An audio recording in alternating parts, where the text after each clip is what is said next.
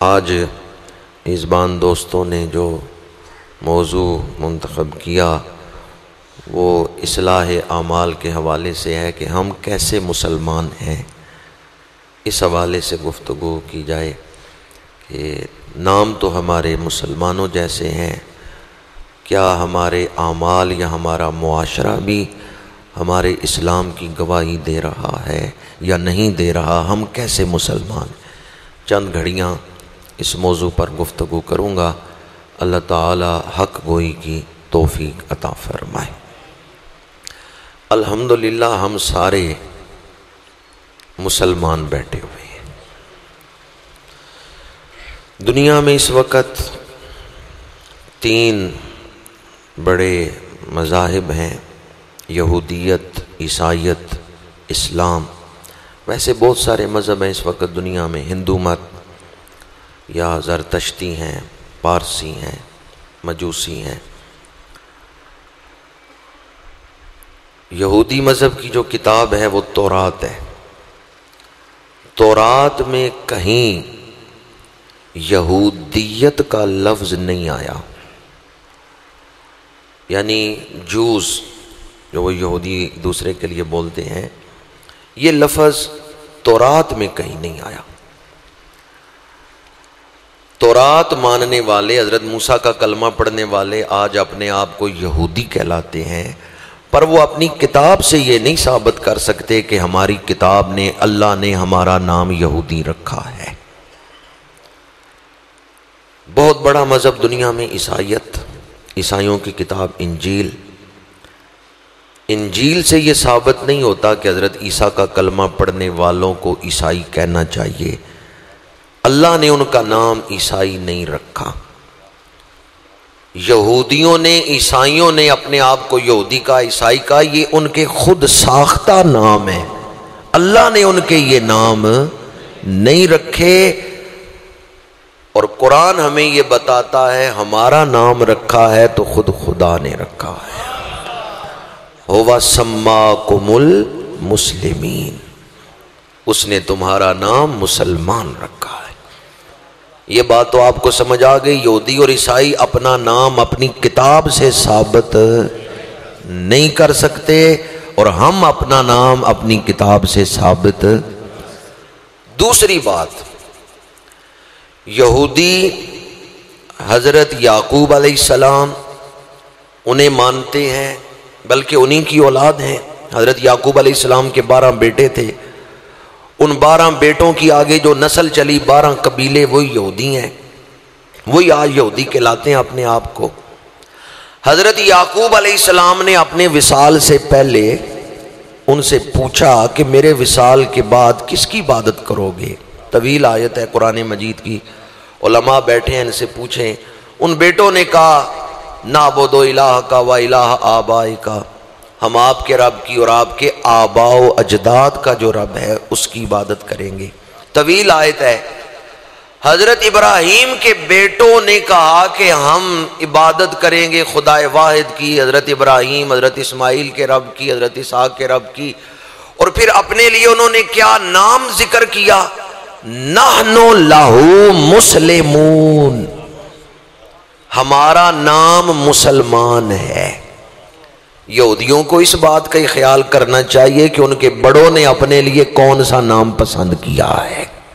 سمجھیں دوسرا نقطہ جو میں نے عرض کیا ہے، یہودی حضرت یعقوب کی اولاد اور حضرت یعقوب علیہ السلام کے بیٹوں نے اپنے لیے کون سا نام پسند کیا ہے؟ نحن لہ مسلمون۔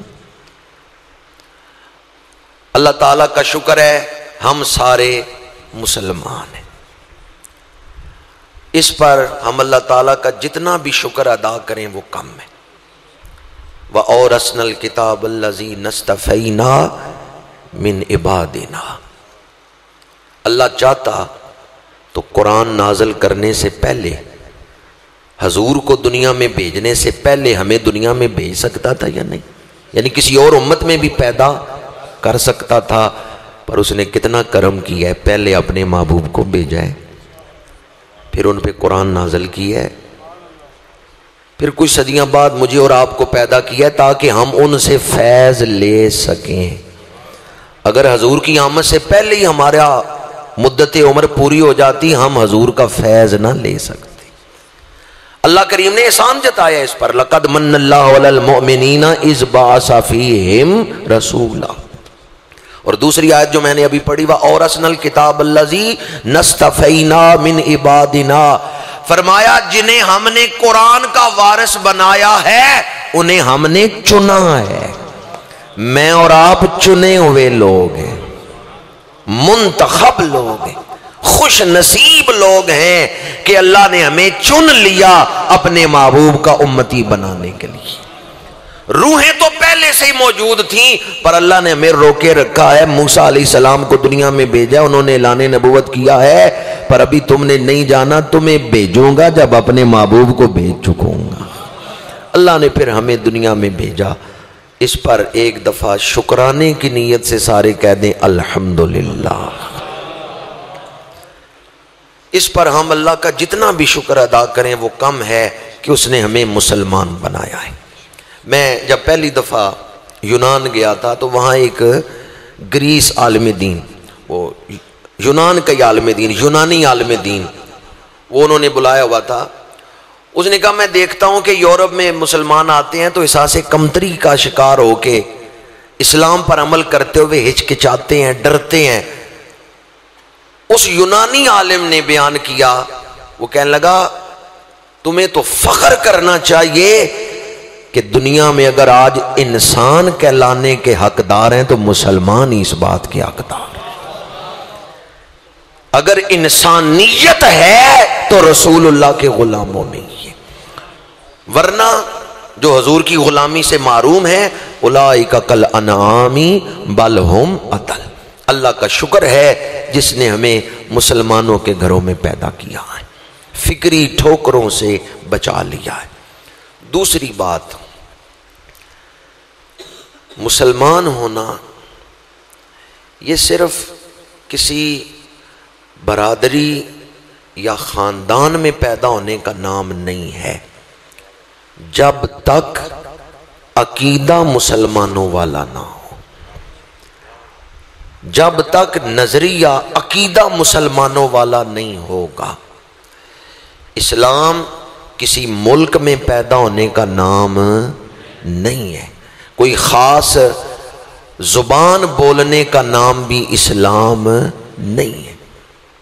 سندھی، پنجابی، پشتون، بلوچی، زبانیں تو مختلف تھیں پر قوم ایک تھی، اس لیے الگ ملک کا مطالبہ کیا گیا۔ تو ہماری جو پہچان ہے وہ حضور کی غلامی ہے۔ اسلام ایک نظریے کا نام ہے، اسلام ایک فکر عقیدے کا نام ہے جو اللہ نے عطا فرمایا ہے۔ یہ کسی شاعر کا تخیل نہیں ہے اور یہ کسی دانشور کی سوچ کا نتیجہ نہیں ہے، بلکہ یہ خالق کائنات کی عطا ہے۔ اس نے اپنی مخلوق کے لیے جو دین پسند فرمایا ہے، ان الدین عند اللہ الاسلام۔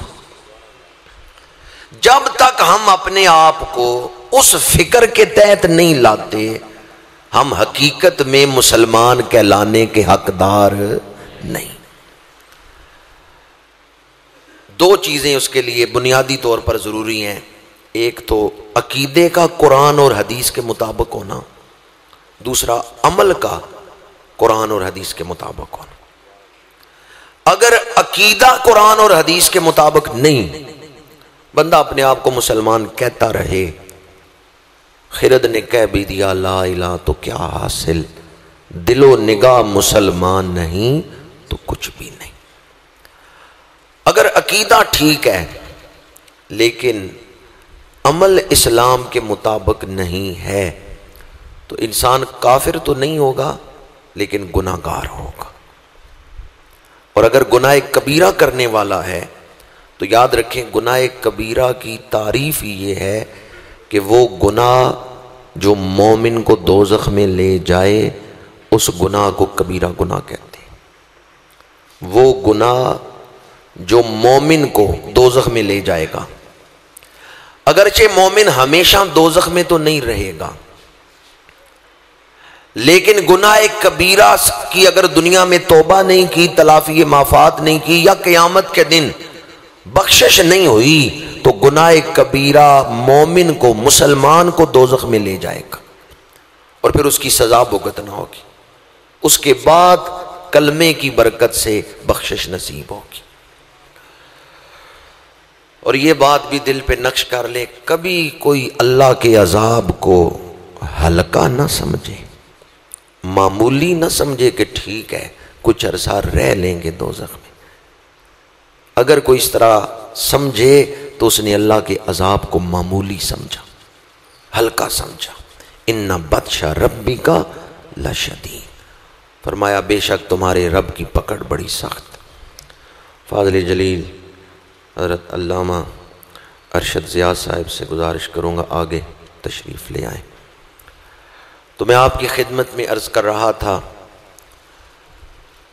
دنیا کی مصروفیات میں کھو کر کہیں یہ نہ بھول جائیں کہ ہم مسلمان ہیں۔ دنیا کی مصروفیات میں کھو کر کہیں اپنے خالق کو نہ بھول جائیں، اپنا مسلمان ہونا نہ بھول جائیں۔ وہ بڑا خوش نصیب ہے جو دنیا سے اسلام اور ایمان لے کر گیا۔ مسلم لغوی معنی، اہل لغت کی کتابیں اٹھا کے دیکھیں نا تو اہل لغت کہتے ہیں وہ اونٹ جس کی مہار کسی دوسرے کے ہاتھ میں ہے، اور مالک جہاں بٹھاتا ہے اونٹ بیٹھ جاتا ہے، جہاں اٹھاتا ہے اٹھ پڑتا ہے۔ جدھر مالک مہار پکڑ کے چل رہا ہے پیچھے پیچھے اونٹ بھی چل رہا ہے، اسے مسلم کہتے ہیں۔ تو پھر اس کا مطلب کیا ہے؟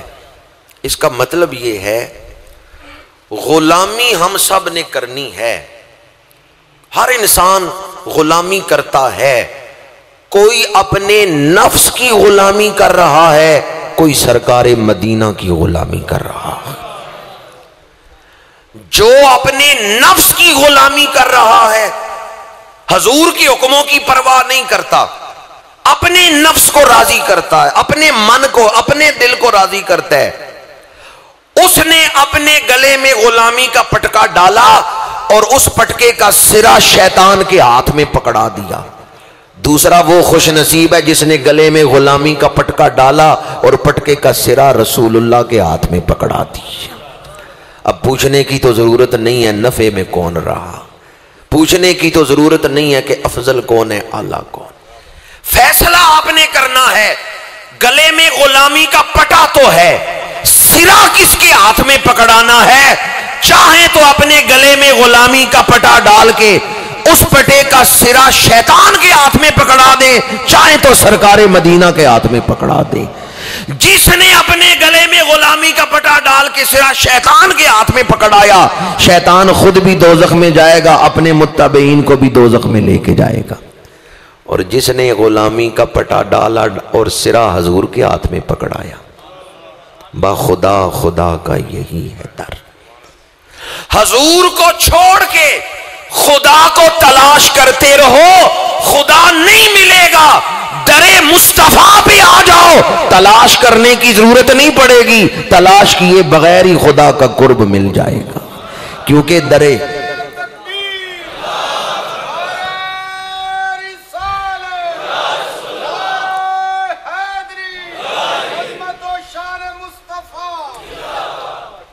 اب دنیا کی مصروفیت ہمیں اللہ سے دور کرتی ہے۔ کون سی چیز ہے جس نے ہمیں اللہ سے دور کر رکھا ہے؟ خطبہ کے دوران میں نے سورہ جمعہ کی آخری آیت مبارکہ تلاوت کی ہے۔ اس میں تجارت کا ذکر بھی ہے اور لہو کا ذکر بھی ہے۔ کوئی نہ کوئی چسکا ہر بندے کو ہی ہوتا ہے، جب تک وہ چسکا پورا نہ ہو تو بندہ پریشان ہی رہتا ہے، چاہے چائے کا ہی چسکا ہو یا گپ شپ کا چسکا ہو یا اخبار پڑھنے کا چسکا ہو، کوئی نہ کوئی کمزوری اکثر بندوں کی ہوتی ہے۔ یہ دو چیزیں اکثر رکاوٹ بنتی ہیں اللہ سے دور۔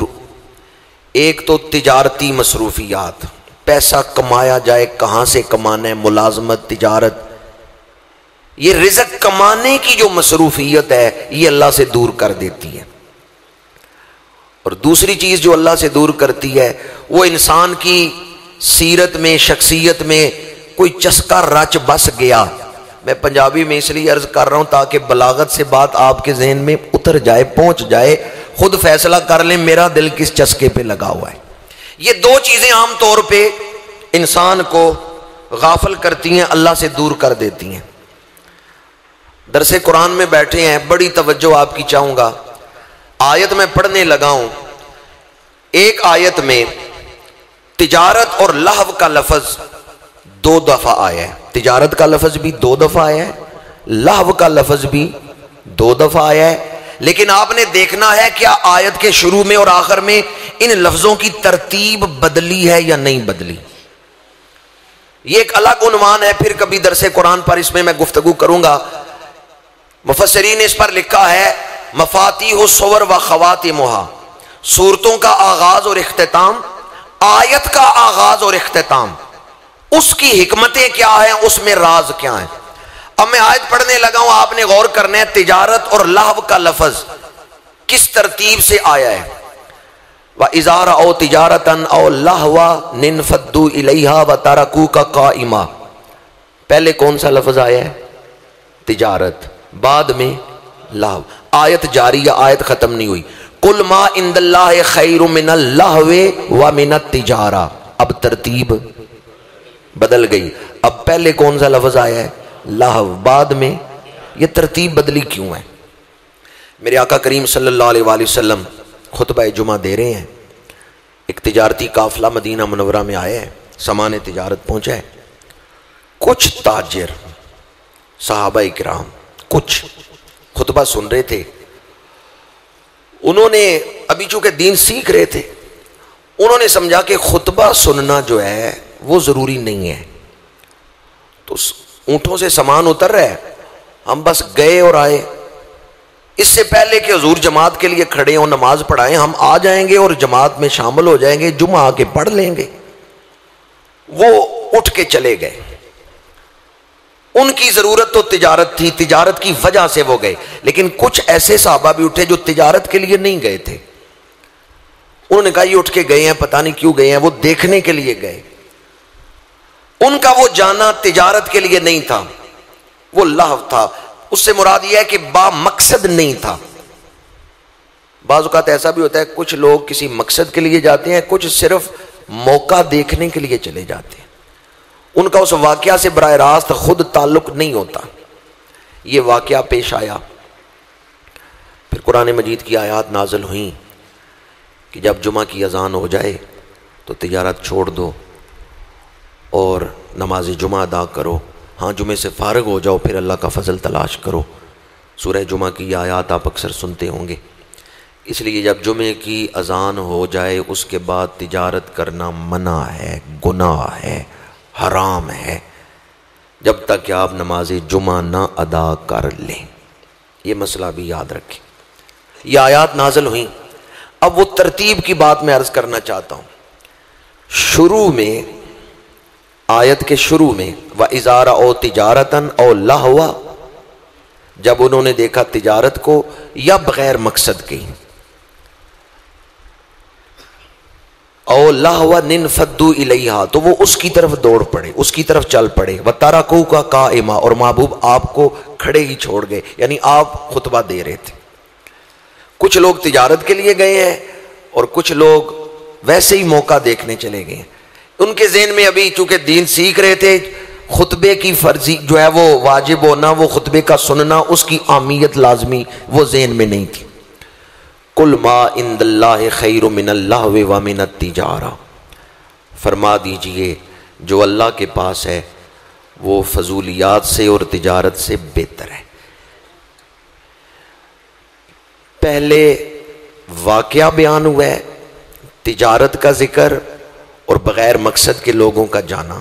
تجارت والے پہلے اٹھے تھے، بغیر مقصد جو اٹھے وہ بعد میں، اس لیے واقعہ بیان ہوا. اب ہمیشہ تو اس طرح نہیں ہوگا کہ ہر دفعہ جمعے کی اذان ہو اور لوگ تجارت کے لیے جائیں گے اور کچھ بے مقصد جائیں گے. نہیں، آگے جو بات ہو رہی ہے نا، جس میں لہو پہلے آیا اور تجارت بعد میں، اس میں ایک دائمی اصول بیان کیا ہے اکثریت جو اللہ سے دور ہوتی ہے وہ لہو کی وجہ سے ہوتی ہے. اس لیے دوبارہ جب ذکر ہوا تو لہو کو پہلے بیان کیا اور تجارت کو بعد میں. تجارت کی وجہ سے تھوڑے لوگ غافل ہوتے ہیں، لہو کی وجہ سے زیادہ لوگ غافل ہوتے ہیں. اس لیے دوبارہ جب ذکر آیا تو لہو کو پہلے رکھا اور تجارت کو بعد میں رکھا. آسان لفظوں میں عرض کروں، قرآن مجید نے فرمایا ہے کوئی بھی ایسی فضول بات یا کوئی بھی چسکا جو تمہیں اللہ سے دور کر رہا ہے، یا تجارتی مصروفیات کہ میں نے نماز پڑھی تو دکان پر جو آیا ہوا گاہک ہے وہ چلا جائے گا، میں پیسے نہیں کما سکوں گا، ان ساری باتوں سے اللہ کا قرب بہتر ہے. واللہ خیر الرازقین، اللہ بہترین رزق دینے والا ہے. کسی نے دکان کو رزق تو نہیں، رازق تو نہیں بنا لیا. قبر میں پوچھا جائے گا مر ربک، بتاؤ رب کسے مانتے تھے. یہ نہیں پوچھا جائے گا من الہک، الہ کسے مانتے تھے. پوچھا جائے گا بتاؤ رب کسے مانتے تھے. اور میں اکثر کہتا ہوں خدائے واحد کو اللہ ماننے کے بعد، یعنی لائق عبادت ماننے کے بعد رب ماننا یہ سب سے مشکل ہے. اس لیے اللہ کریم نے قرآن مجید میں سب سے پہلے اپنا الہ ہونا منوایا ہے، پھر رب ہونا. الحمدللہ رب العالمین. الوہیت کے بعد اللہ نے اپنی ربوبیت کو منوایا ہے. انسان اسباب کو دیکھتا ہے، دکان میرا گھر چلا رہی ہے، ملازمت میرا گھر چلا رہی ہے. وکیل صاحب کہنے لگے میں نے زین لڑایا تو فیس لی ہے. ڈاکٹر صاحب کہنے لگے میں نے زین سے دوائیاں لکھی ہیں تو میں نے سارا دن کلینک پہ بیٹھ کے پیسے کمائے ہیں. مزدور کہنے لگا میں نے اینٹیں اٹھائی ہیں، مزدوری کی ہے تو پیسے کمائے ہیں. ہماری نظر اسباب پہ ہے. میں کہتا ہوں اے مزدور، تو نے مزدوری کر کے اینٹیں اٹھا کے رزق کمایا، پر یہ بتا اینٹیں اٹھانے کے لیے تیرے جسم کو توانائی کس نے عطا کی؟ پروفیسر صاحب آپ کو پڑھانے کے لیے ذہن کس نے عطا کیا ہے؟ وکیل صاحب، ڈاکٹر صاحب، آپ کو ذہن کس نے دیا ہے جس ذہن سے آپ اپنی کلینک پہ یا اپنے دفتر میں بیٹھ کے اپنے گاہکوں کو بھگتاتے رہے؟ ہماری نظر اسباب تک ہے، مسبب الاسباب تک نہیں. حقیقت میں رزق دینے والا کون ہے؟ چند لوگ ہی بولے ہیں. حقیقت میں رزق دینے والا کون ہے؟ ہاں اسباب کے پردے میں دیر ہے کہ اس دنیا کی زندگی کو ہمارے لیے آزمائش بنایا ہے، امتحان بنایا ہے. اگر اس پر یقین کامل ہو جائے. اب مجھے یہ بتائیں، معاذ اللہ ثم معاذ اللہ، اللہ کی ذات میں کوئی عیب ہو سکتا ہے؟ وعدہ کر کے پورا نہ کرنا عیب ہے یا نہیں؟ وَمَا مِن دَابَّةٍ فِي الْأَرْضِ إِلَّا عَلَى اللَّهِ رِزْقُهَا.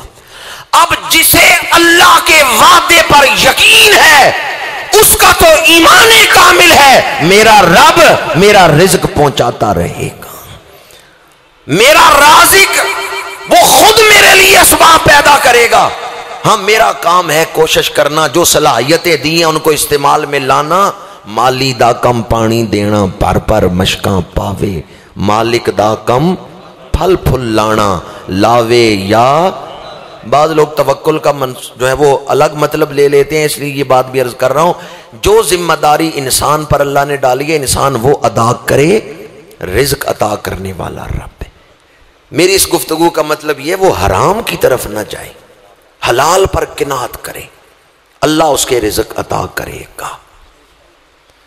یا پھر میری اس گفتگو کا مطلب یہ ہے کہ انسان کوشش کرے لیکن جس ذریعے سے رزق مل رہا ہے اس کو ہی یہ نہ سمجھ لے کہ اگر یہ ذریعہ ختم ہو گیا ایک دروازہ بند ہوگا، اللہ کئی اور دروازے رزق کے لیے کھول دے گا.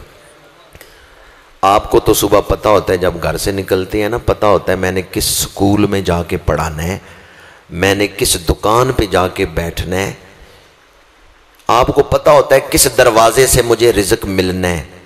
یہ صبح صبح چڑیاں اڑتی ہیں، ان کو بھی پتہ ہوتا ہے کہاں جا کے رزق لینا ہے. اللہ ان کو بھی تو رزق دے ہی رہا. اللہ پر توکل، لیکن توکل وہ جو شریعت مطہرہ نے عطا فرمایا ہے.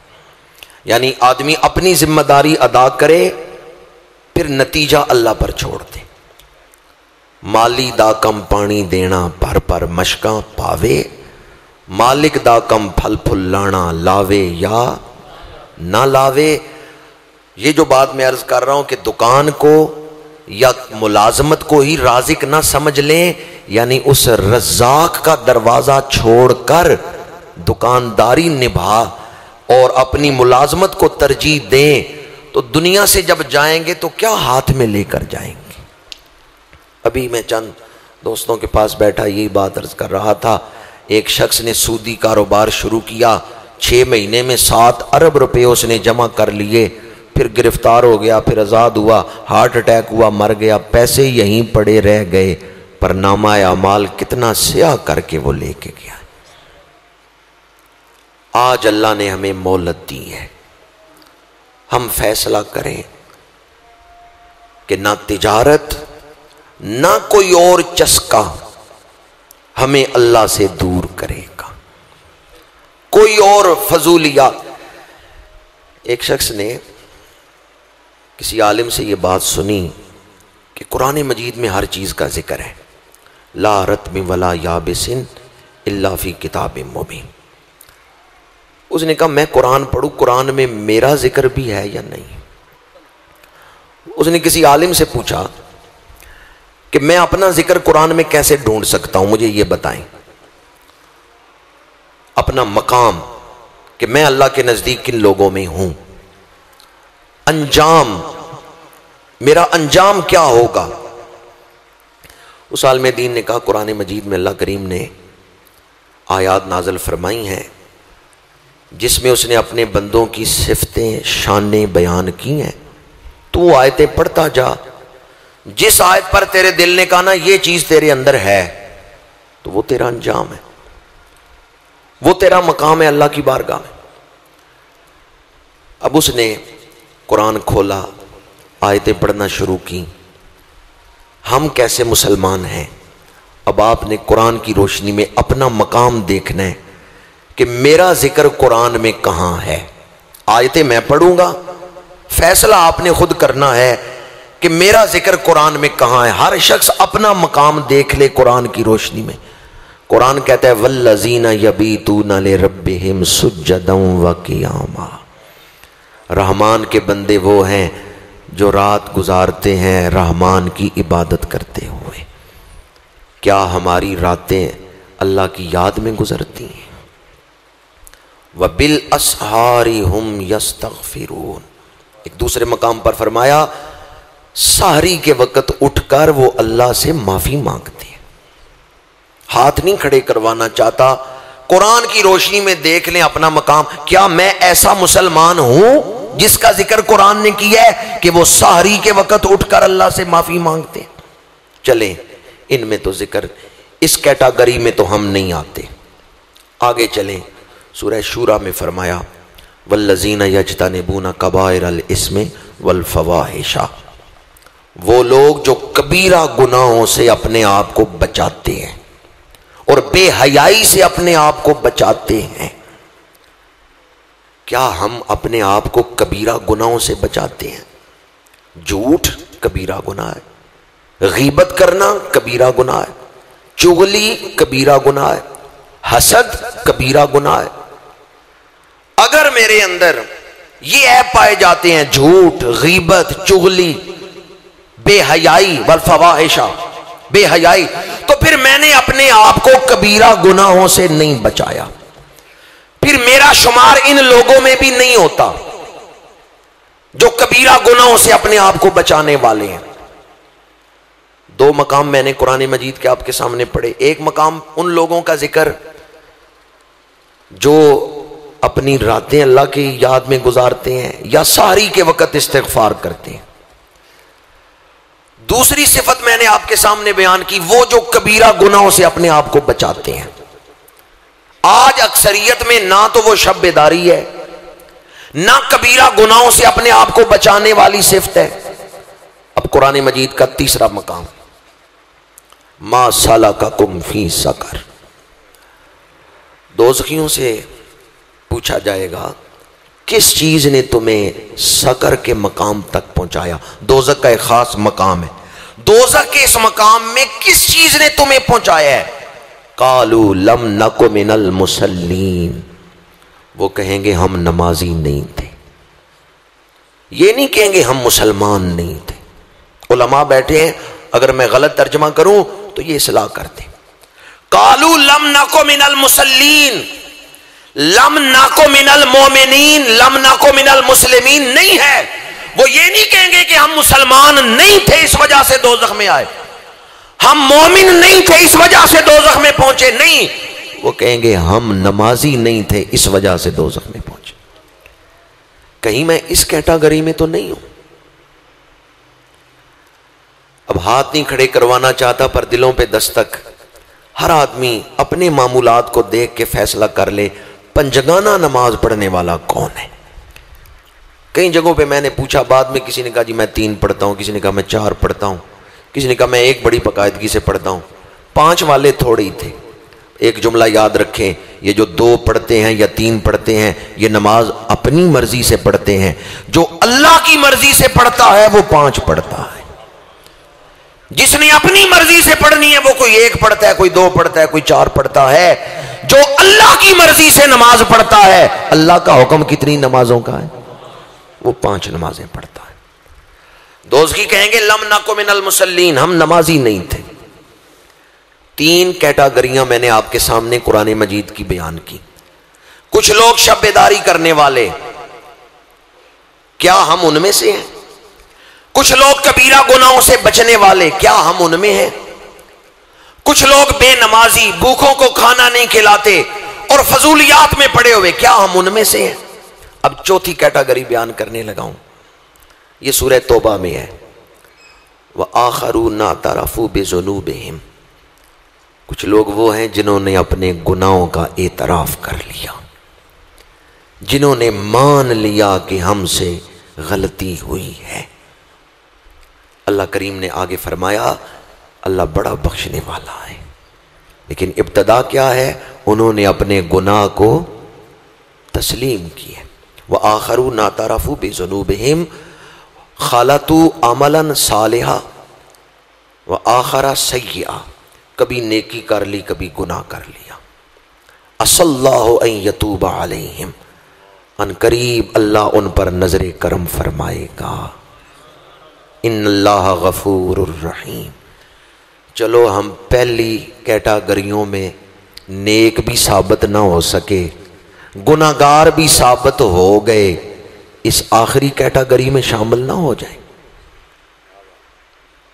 دعوت فکر، چلو ہم کبیرہ سے بھی نہ بچ سکے، گناہ بھی ہم سے ہوئے، خطائیں بھی ہوئیں، شب بیداریاں بھی نہیں کی، سحری کے وقت استغفار بھی نہیں کیا، آج اعتراف تو کر لیں۔ اور یہ اعتراف، بعض لوگ اپنے گناہگار ہونے کا اعتراف نہیں کرتے، یا تو جہالت کی وجہ سے یا تکبر کی وجہ سے۔ یہ اعتراف کرنا اعتراف حقیقت ہے۔ آج اگر ماننے سے گناہ معاف ہو جائیں تو پھر مان لینا چاہیے یا نہیں مان لینا چاہیے؟ اب میرے ساتھ وہی مل کے پڑھے گا جو اپنے گناہوں کا اعتراف کر کے معافی کا طلبگار ہے۔ استغفر اللہ، استغفر اللہ،